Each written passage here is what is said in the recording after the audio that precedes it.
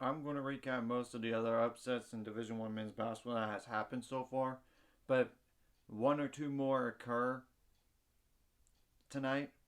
I'll do this tomorrow. I promise you that. If that happens, I already went over the Baylor number 9 Baylor over number 8 Texas in a different video separately. So, because that's just more like analysis of the game as overall. Now, for the other games, I'm going to start with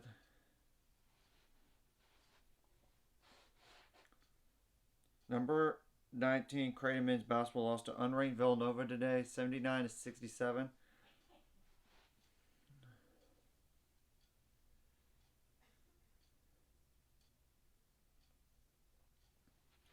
Villanova had a 38-24 lead at halftime.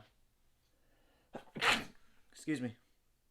Creighton scored 43 points in the second half. Villanova scored 41. Creighton last shot 39% from field, 23 for 59 overall, 5 for 26 on threes, 19.2%, 16 for 20 on free throws, 32 rebounds, 11 of those offensive, 13 assists, 1 steal, 3 blocks, 6 turnovers, 10 fouls, and 10 points off the bench. Villanova had 15 points off the bench. They shot 27 for 54 overall, 9 for 22 on threes, 40.9% from 3, 16 for 20 on free throws, 32 rebounds, 5 of those offensive, 14 assists, 5 steals, 2 blocks, 3 turnovers, 17 fouls. Now, Creighton going forward has the remaining games left in the regular season, and they're both in March. 7-22 Georgetown at home. You shouldn't lose that game. On the road to Paul. They're 9-20. You shouldn't really lose to them, but it's still on the road. And Villanova, on the other hand, the only way they're going to get into the NCAA tournament is to win the conference tournament. And they're peaking at the right time. They have 16-13 Seton Hall on the road, and then you host number 18 UConn. That's 22-7. So that's one upside down. Alright, over the win over the Baylor one. Statistically, though, the final score was 81-72. If you want more stats to that game, it's in a different video. Now, number 23 Iowa State men's basketball. Man, they've been reeling. They lost to unranked Oklahoma, 61-50. I'm not going to explain the context of what's happened to Iowa State recently, in recent weeks. They had a 28-23 lead at half. 38-20. Oklahoma scored 38 points in the second half, while Iowa State scored just 22. That's a problem. Iowa State did not shoot the ball well in this game. 31% from the field, 18 for 58 overall, 4 for 15 on threes, 26.7%, 10 for 17 on free throws, 27 rebounds, 11 of those offensive, 6 assists, 6 steals, 2 blocks, 5 turnovers, 16 fouls, 14 points off the bench. Oklahoma had 25 points off the bench. 26.3% from the field for Oklahoma, 19 for 41 overall, 10 for 23 on threes, 43.5%, 13 for 14 on free throws, 92.9% from 39 rebounds, 6 of those offensive, 5 assists, 3 steals, 8 blocks, 18 turns, 18 fouls. Well, to explain the context of what's happened to Iowa State in recent weeks, they have lost 1, 2, 3, 4, 5. They lost the last 5 out of 6 games here. Not the right time to play bad like this. Granted, I know the Big 12 is tough. I know it is. And last year they ended not so strong, but they made it to Sweet 16. This is going to hurt their seeding for the NCAA tournament. Though, it's all about matchups. NCAA tournament. They have West Virginia at home. You better watch out. West Virginia's good. They're on the bubble right now. They're desperate for a win. And especially like a good quality road win at that. Beware Iowa State. That's my beware to you. And then you have to go on the road to Baylor that knocked off Texas today. That's going to be for sure a top 15 team, if not possibly a top 10. given the other upsets that has occurred. Now, it doesn't really affect the standings too much, but I'm going to go over standings. Kansas 12-4, Texas 11-5, Kansas State 10-6, Baylor 10-6, TCU 8-8, Iowa State 8-8, Oklahoma State 7-9, Texas Tech 5-11, West Virginia 5-11, Oklahoma 4-12. Now Oklahoma next.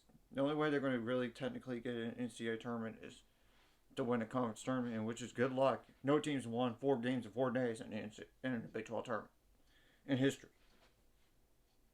Now the following 2 games are remaining.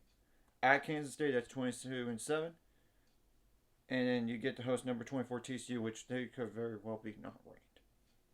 And they're 14-15 overall for Oklahoma. Yeah, they're probably more like a CBI team, if anything.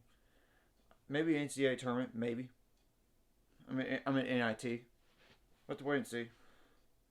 Now, Arizona State knocked off number 7 Arizona on a half-court 3. But there's more stats than that. The final score was 89-88.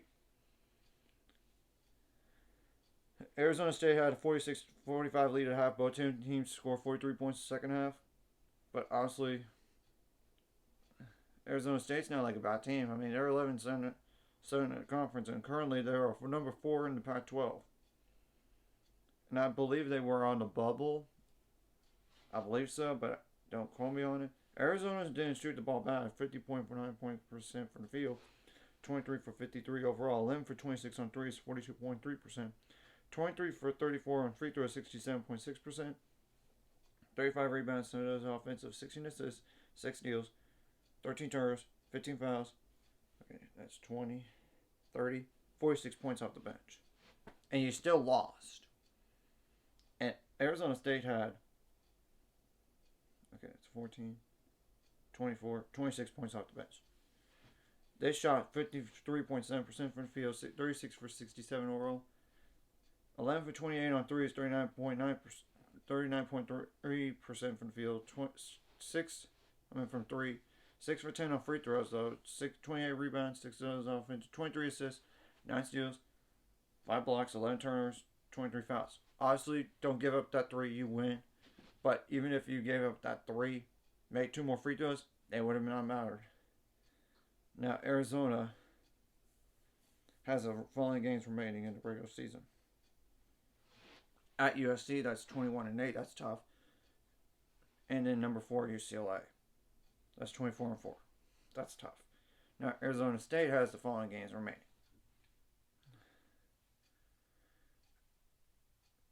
Yep, number 4, UCLA first. That's tough. And then USC on the road.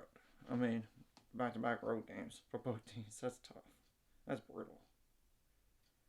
Number 25, Texas A&M men's basketball did lose to Mississippi State 69-62. I know there's a little bit of foul game. I know the officiating, from what I heard, was questionable. But at the end of the day, you got to make enough plays to win. Mississippi State had a 30-28 lead at halftime. Mississippi State scored 39 points while they only allowed 34. This does affect the SEC because Texas A&M only had 2 conference losses prior. Now they have 3. I don't think there's a chance for them to catch up with Alabama, but you never know.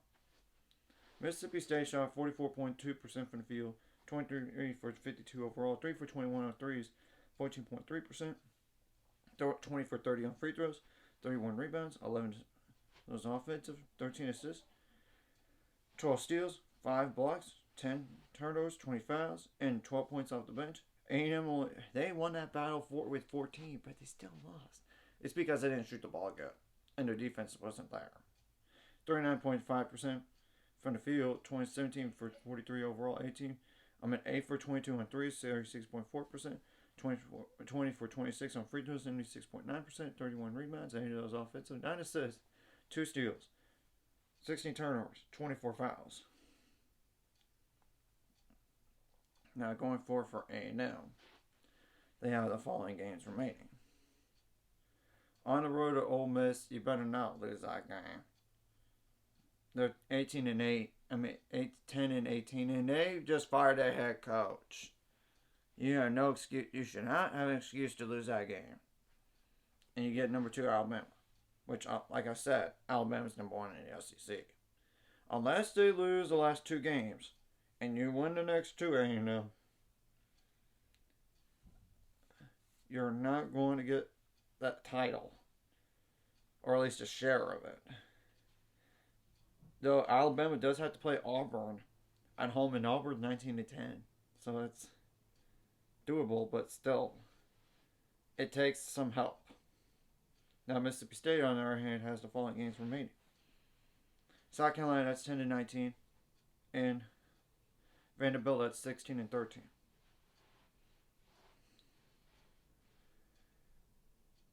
Number 13 Miami men's basketball lost to Florida State, 85-84. I'm gonna check on the play-by-play. Oh, that was like.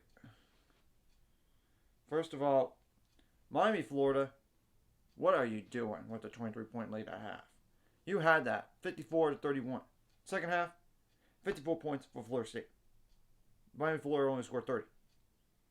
What are you doing? You can't blow leads like that and expect.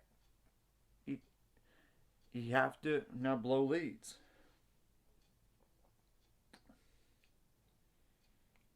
Yeah, it was a made 3-point shot with less than a second or less. And Florida State's 9-20. That's a bad loss for Miami, Florida, especially at home. Miami, Florida shot 53.1% from the field, 34 for 64 overall, 8 for 19 on threes, 42.1%, 8 for 11 on free throws, 72.7%, 31 rebounds, 7 of those offensive, 18 assists, 7 steals, 2 blocks, 12 turnovers, 12 fouls, and 11 points off the bench. 13 points off the bench for Florida State. 52.4% overall, 33 for 63, 7 for 20 on threes, including that last 3-point shot. They needed it. 12 for 14 on free throws, 85.7% for 30 rebounds, 5 of those offensive, 18 assists, 10 steals, 6 blocks, 11 turnovers, 12 fouls. Now, Florida State, the only way they're going to get even an NCAA tournament is to win the conference tournament, which is good luck. You have to play North Carolina next, which they knocked off Virginia today, and granted, it was at home, but still. That's tough. And they're a bubble team. They can't afford any bad losses. You have to go on the road to Virginia Tech. That's 16-13. Now, Miami, Florida, on the other hand, has the following games remaining. The only game is Pitt. That's 21-8. They're kind of like on the bubble, but it's not like the next 4 in. Now, speaking of the ACC, number 6 Virginia lost to unranked North Carolina. This does affect the standings a tidbit. Pitt is now 14-4. Miami, Florida, 14-5. Virginia, 13-5. Clemson, 13-5. Duke, 12-6. NC State, 12-7. North Carolina, 10-8. That's the first quad 1 win of all the year. Wake Forest, 10-8. Syracuse, 9-9. Boston College, 8-10. Rolling State, 7-11. Virginia Tech, 6-12. Georgia Tech, 4-14. Notre Dame, 2-16. Louisville, 2-16. Now, I'm definitely going to go over the game, but Pitt, all they have to do is just beat Notre Dame and Miami, Florida, and they for sure win the ACC. Final score was 71-63. North Carolina had 42 points in the first half, while 11-26.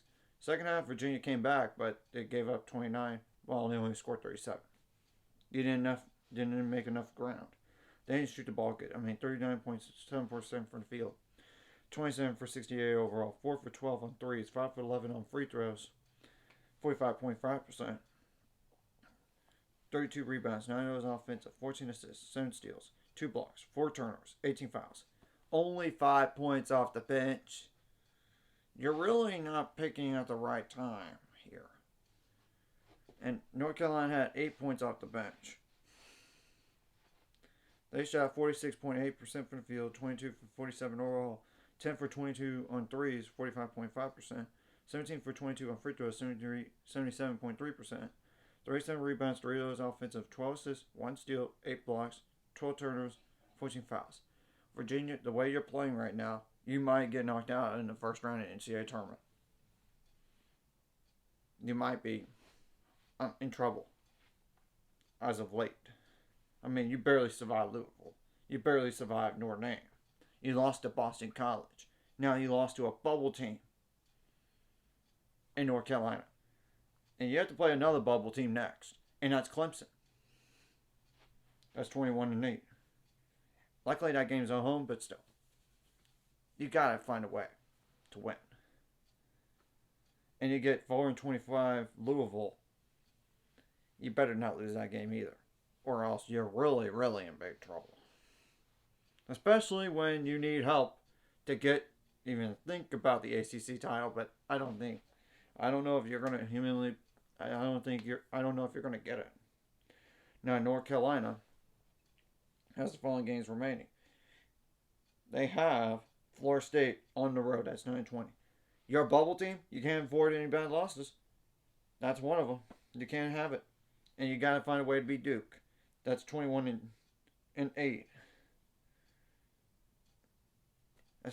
That's your quality game there, North Carolina. You need to win that game.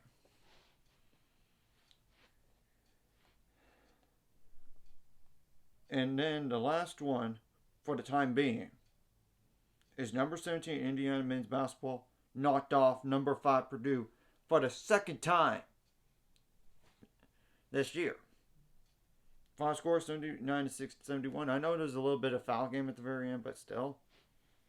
Indiana was trailing 38-34 at half, but Indiana scored 45 points in the second half while only allowing 33. Now, this kind of affects the Big Ten a little bit. Because Purdue's now 13-5, Northwestern 11-6, Indiana 11-17, Maryland 10-7, Illinois 10-7, Michigan 10-7, Iowa 10-8, Michigan State 9-8, Rutgers 9-8, Penn State 8-9, Wisconsin 8-9, Nebraska 8-10, Ohio State 3-14, Minnesota 1-16. There is still a shot that Northwestern could get a share of the title, but it's going to have to require them winning 2 games remaining, or a game. How many games they have left? But first, Purdue didn't shoot the ball good. I mean, 34.9% from the field, 22 for 63 overall, 5 for 23 on threes, 21.7%, 22 for 33 on free throws. You got to make the free throws count. 46 rebounds, 21 of those offensive, 15 assists, 6 steals, 3 blocks, 10 turnovers, 15 fouls, and 14 points off the bench. Indiana only had score 2. And it still won. They shot 50.8% from the field, 31 for 61 overall, 7 for 15 on 3, 76 points, 46.7%, 10 for 12 on free throws, 83.3%, 30 rebounds, 5 of those offensive, 16 assists, 4 steals, 3 blocks, 8 turnovers, 23 fouls. Now, Indiana has the following games remaining. They have Iowa, that's 18-11.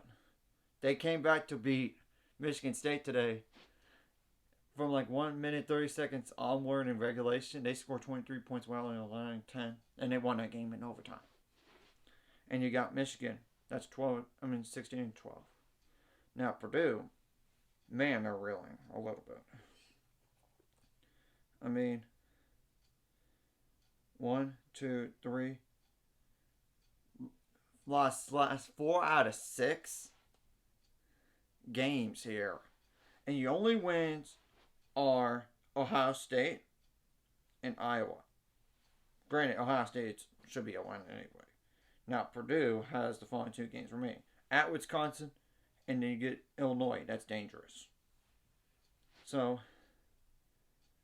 like I said, there's still an outside chance for Northwestern to think about it.